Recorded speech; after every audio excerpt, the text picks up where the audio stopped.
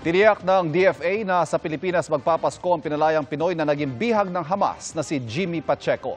Kasabay niya ang pangako ng Israel na makakatanggap siya ng panghabang buhay na benepisyo. Nakatutok si Sandra Aguinaldo.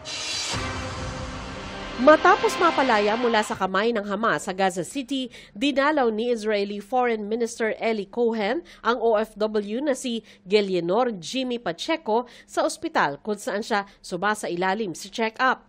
Ayon kay Philippine Ambassador Pedro Lailo Jr., sinabi ni Cohen na masayang araw para sa Pilipinas at Israel ang paglaya ni Pacheco na makatatanggap daw ng panghabang buhay na benepisyo mula sa Israel. Nagpasalamat naman si Lailo sa Israel. Sabi naman ng Embahada ng Israel sa Pilipinas, sinalubong si Pacheco ng pamilya ng kanyang inaalagaang senior citizen na pinatay ng Hamas. Sa mga larawan, makikitang nakangiti si Pacheco na malaki ang ipinayat kung ikukumpara sa mga litrato niya bago ma-hostage. May emotional trauma siya. Kung saan man sila tinago, under the ground or what, no, hindi daw nila maalala. Basta, hindi alam kung saan sila. Madilim, gano'n. Inalagaan sila. Well, maybe in time he'll open up more. Sabi ng OWA, sisikapin nilang mapabalik sa Pilipinas si Pacheco sa darating na linggo. Basta ang tiyak, ayon sa DFA, makakapagpasko siya sa Pilipinas. Ngayon, i-arrange natin siyempre na dalhin ulit sila dito sa Manila para sumalubong sa kanyang asawa na ina-arrange rin natin yung repatriation.